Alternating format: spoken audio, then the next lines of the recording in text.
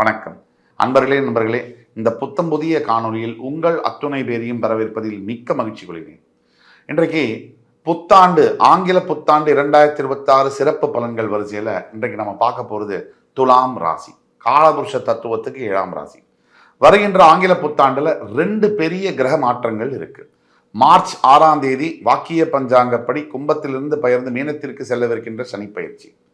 June 2ஆம் தேதி மிதுனத்திலிருந்து பயிர்ந்து கடகத்திற்கு பர்மனண்டா வரக்கூடிய குரு பயிற்சி. இந்த 2 பயிற்சியும் மிகப்பெரிய மாற்றங்களை ஒவ்வொரு ராசியினருக்கும் தரும். அந்த வகையில் துலாம் ராசி நேயர்களுக்கு எப்படி இருக்கு விரிவா பேசலாம் வாங்க.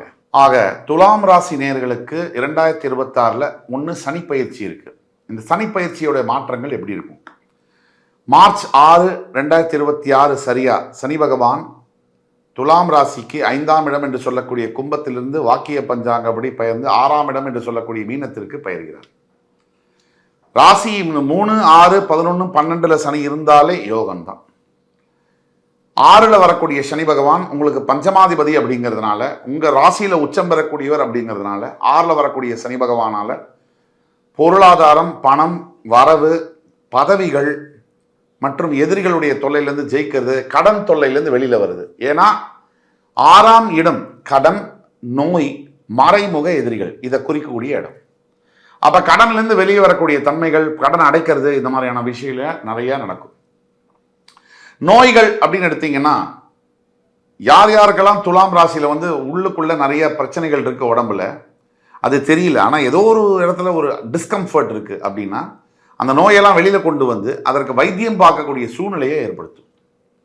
மறைமுக எதிரிகள் அப்படின்னா இத்தனை நாளா ரொம்ப உயிருக்குயிரான நண்பனா இருக்கக்கூடியவர்கள் எதிரிகளாக மாறுவார்கள். நிறம், அதாவது இந்த சாயம் வெளுக்கும், அந்த நிலையை சனி பகவான் ஏற்படுத்துவார். 6ஆம் இடத்துல சனி வந்தாலே, அதுவும் துலாத்துக்கெல்லாம் ராஜயோக காலம் அப்படின்னு நம்ம உறுதியா சொல்ல முடியும். ராஜயோக காலம்னா என்ன? நம்ம வாழ்க்கையில என்னென்ன வேணும், நமக்கு லட்சியங்கள், எல்லாருக்கும் வேகமா வண்டியை ஓட்டிட்டு இருக்கிற அத்தனை பேரை நீங்க ரோட்ல பாத்தீங்கன்னா எல்லாருக்குமே ஏதோ ஒன்று சாதிக்கணும், பணம் வேணும். ஒரு சிலருக்கு பசங்களை படிக்க வைக்க பணம் வேணும், ஒரு சிலருக்கு நல்ல வீடு கட்டணும், அதுக்கு பணம் வேணும், ஒரு சிலருக்கு ரேஸ் விளையாடணும், அதுக்கு பணம் வேணும், ஒரு சிலருக்கு பார்த்தீங்கன்னா உடல் ஆரோக்கிய பிரச்சனை, பொண்டாட்டிக்கு ஹெல்த் ப்ராப்ளம், அதை கவனிக்கணும், அதுக்கு பணம் வேணும். ஒரு சிலருக்கு இந்த குழந்தைங்களை நல்லா காப்பாற்றணும், ஒரு பெரிய கார் வாங்கணும், அதுக்கு ஒரு பணம் வேணும். இப்படி அப்பா அம்மாவை காப்பாற்றுறதுக்கு பணம் வேணும். தனக்கு சொந்தமாக ஒரு ஆப்பிள் வாட்ச் வாங்கிக்கணும், அந்த இது வாங்கணும், இந்த இது வாங்கணும், இந்த பொருள் வாங்கணும், அதுக்கெல்லாம் பணம் வேணும். இப்படி வெவ்வேறு லட்சியங்கள், வெவ்வேறு தேவைகள், அதுக்காக மனிதர்கள்லாம் வேகமாக ஓடி உழைச்சிக்கிட்டே இருக்காங்க. எல்லாருக்கும் கம்மியாக, இப்போ மேலேருந்து ஒரு மாடியிலேருந்து ஒரு 10 கட்டு பணத்தை போட்டிங்கன்னா எல்லாரும் கம்மியாக எடுப்பாங்களா? எவ்வளவு முடியுமோ அள்ளுவாங்க. அதுக்கெல்லாம் என்ன காரணம்? இதுதான் காரணம். அந்த பணத்தை செலவழிக்கணும், சேர்த்து வைக்கிறதுக்கு இல்லை, அந்த பணத்தை செலவு செய்யணும், அனுபவிக்கணும். இதை வாங்கணும், அதை வாங்கணும், இங்கே போகணும். ஒரு சிலருக்கு வெளியூர் ஃபாரின்லாம் சுற்றி பார்க்கணும், அதுக்கு பணம் வேணும். ஒரு சிலருக்கு தங்க நகைகள் வாங்கணும், அதுக்கு பணம் வேணும். ஒரு சிலருக்கு பணம் சம்பாதிக்கணும், அதுக்காக பணம் வேணும். இப்படி பல தரப்பட்ட தேவைகள், பல தரப்பட்ட ஆசைகள். இவ்வளவு ஆசைகள் எல்லாம் நிறைவேறுமா? சனி 6ஆம் இடத்துல துலாத்துக்கு வரும்போது நியாயமான, தர்மமான ஆசைகள் நிறைவேறும். இந்த மாதிரி கோச்சார ரீதியான காலகட்டங்கள்ல தான் நாம தவறான வழியில போறதுக்கு உண்டான விஷயங்களும் நடக்கும். நமக்கு பணம் அதிகமாக வரும்போது தான் புத்தி தடுமாறும். ஒரே நிலையில இருக்கக்கூடிய புத்தி மாறி மாறி ஆசைகளை அதிகப்படுத்தி, இன்னும் பேராசையாக்கி, இன்னும் இருக்கிறது தொலைக்கிற மாதிரியான சந்தர்ப்பங்களை, சபலங்களை, மன சஞ்சலங்களை ஏற்படுத்தும். சனி பொறுத்த வரைக்கும் கர்மகாரகன், காலபுருஷ தத்துவத்துக்கு. இப்போ நீங்க மனதை ஒரு நிலையில இருந்தீங்கன்னு சொன்னா, உங்களுக்கு நிறைய பணம் வரும்போது திமிர் இல்லாம, ஒரு தேவையில்லாத ஒரு பகட்டு இல்லாம இதெல்லாம் இருந்தீங்கன்னு சொன்னா, நாளைக்கு 7.5 சனியும் அஷ்டம சனியும் கஷ்ட காலங்கள் வரும்போது சனி பகவான் உங்களை தாக்க மாட்டார், உங்களுக்கு பிரச்சனை கொடுக்க மாட்டார். இந்த காலங்கள் வரும்போது மனித மனம் எப்படி மாறுது அப்படின்னா, நான் தான்டா பெரிய ஆளு, நான் நினச்சா என்ன வேணால் செய்வேன், எனக்கு இப்போ காலம் சூப்பராக இருக்குது, பணம் இருக்குது என்கிட்ட, என்ன வேணால் செய்ய முடியும், என்கிட்ட பதவி இருக்குது, என்கிட்ட அதிகாரம் இருக்குது, எதை வேணால் செய்ய முடியும். இதே பூமியில் மிகப்பெரிய பண ஆளுமையோடு இருந்தவங்க, கோடு ட்ரில்லியன்ஸில் சம்பாதிச்சவங்கலாம் பார்த்துருக்கு இந்த பூமி. பதவிகள் இருந்தவங்களையும் பார்த்துருக்கு, அதிகாரமில் இருந்தவங்களையும் பார்த்துருக்கு. அவங்கெல்லாம் என்ன ஆனாங்க அப்படிங்கிறதும் பார்த்துருக்கு. ஒரு ஹிட்லரை விட அதிகாரம் படைத்தவர்களை நீங்கள் பார்த்துருக்கவே முடியாது பூமியில். அவர் என்ன ஆனார்? தற்கொலை பண்ணிக்கிட்டார். அப்போ எல்லாத்துக்கும் ஒரு முடிவு இருக்குது, ஆரம்பமான முடிவு இருக்குது. எப்பவுமே எது ஜெயிக்கும் அப்படின்னா தனிஞ்சு போகிறது தான் ஜெயிக்கும், எளிமையாக வாழ்கிறது தான் ஜெயிக்கும். அதனால் இந்த மாதிரி நேரத்தில் பொருளாதாரம் அதிகம் வந்தாலும் எதில் நம்ம கவனமாக இருக்கணும்னா நம்மளுடைய அது அகந்தை வந்துடக்கூடாது, தலைக்கு ஏறக்கூடாது. அதுதான் பார்த்துக்கணும். குரு பயிற்சி ஜூன் இப்போ முதல் 5 மாதம் குரு உங்களை பார்த்துட்டே இருக்காரு. அதனால் 5 மாதம் குரு பார்வை பெறதுனால யோகமான காலங்கள். அதுக்கப்புறம் அந்த காலம் மறைஞ்சிருமா அப்படின்னா அதுக்கப்புறமும் நல்லா இருக்கே. அதுதானே உங்களுக்கு நீங்கள் கொடுத்து வச்ச பாக்கியம். குரு இப்போ உங்கள் ராசி உங்கள் 3ஆம் இடம் 5ஆம் இடத்தை பார்த்துட்டு இருக்காரு. ஜூன் 2ஆம் தேதிக்கு பிறகு மிதுனத்திலிருந்து கடகத்துக்கு வந்த பிறகு உங்கள் ராசியுடைய 2, 4, 6ஆம் இடத்தை பார்ப்பார். நீங்கள் கவனிச்சிங்கன்னா, நல்லா கவனிச்சிங்கன்னா, துலாம் ராசியை பொறுத்த வரைக்கும் உங்களுடைய 2ஆம் இடம் விருச்சிகம், அதுக்கு பிறகு மகரம், அதுக்கு பிறகு மீனம். தற்சமயம் ஃபர்ஸ்ட் 5 மாதம் உங்கள் ராசியை குரு பார்க்கறதுனால உங்களுக்கு ஒரு புல்லட் ப்ரூஃப் ஒரு ப்ரொடெக்ஷன் கிடைக்குது. ஜூன் 2க்கு பிறகு உங்களுடைய தனஸ்தானத்தை, உங்களுடைய சுகஸ்தானத்தை, உங்களுடைய ருணரோகஸ்தானத்தை குரு பார்க்கிறார். அதாவது 2, 4, 6 இந்த இடங்களை பார்க்கிறார். ஸோ முதல் 5 மாதம் குரு பார்வையில் என்ன நடக்குது?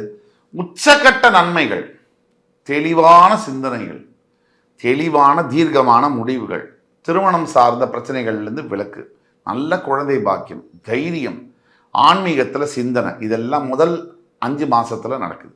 அடுத்த 5 மாதத்தில் பணம் கொட்டுன்னு கொட்டுது. அசையா சொத்துக்களை வாங்கக்கூடிய யோகம், எதிரிகளை வீழ்த்தக்கூடிய யோகம், அதாவது கடன் தொல்லையிலேருந்து முழுமையாக வெளியில் ஆரோக்கிய பிரச்சனைலேருந்து வெளியே எதிரிகளை வீழ்த்தக்கூடிய யோகம், இதெல்லாம் நடக்குது. இப்போ ரெண்டுமே நல்லா இருக்கு அப்படின்னா இதெல்லாம் நல்லா இருக்குதான்.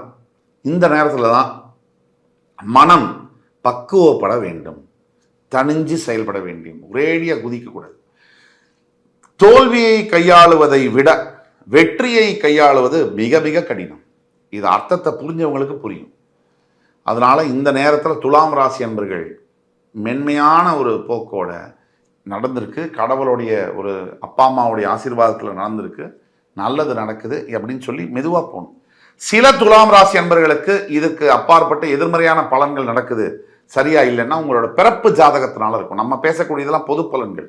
உங்களுக்கான பலன்கள் தெரியணும் அப்படின்னு சொன்னீங்கன்னா உங்களுடைய குறிப்பிட்ட பிறப்பு ஜாதகத்தை எங்கள்கிட்ட கீழே கொடுப்புள்ள வாட்ஸ்அப் நம்பரில் கான்டாக்ட் பண்ணி வந்தீங்கன்னு சொன்னால் உங்களுக்கான துல்லியமான பலன்களை கணித்து தர காத்து கொண்டிருக்கிறோம். பரிகாரம் அப்படிங்கிற வழியில் பார்த்தீங்கன்னா குரு பயிற்சிக்கு பிறகு நீங்கள் செய்ய வேண்டிய பரிகாரம் அப்படிங்கிறது முக்கியமாக குரு பகவானுக்கு காயத்ரி மந்திரம் அப்படிங்கிறது பிடிக்கும். ஓம் ரிஷபத்வஜாய வித்மஹி கிருணிஹஸ்தாய தீமஹி தன்னோ குரு பிரச்சோதயாத். இந்த மந்திரத்தை குறைஞ்சபட்சம் 21 முறை சொல்லலாம். குருமார்கள் சந்நிதிக்கு சென்று வணங்கலாம். ஒவ்வொரு பௌர்ணமி தோறும் சத்யநாராயண சுவாமிக்கு பௌர்ணமி பூஜை எடுக்கலாம். இதெல்லாம் செய்யும் போதே பெரிய அளவிலான சேஞ்சஸ் கண்டிப்பாக வரும். இந்த பணம் மற்றும் செல்வம் இதில் என்னென்ன சேஞ்சஸ் வரும் அப்படின்னா, பழைய நண்பர்கள் போய் புதிய நண்பர்கள் மூலியமாக ஆதாயங்கள் வரும்.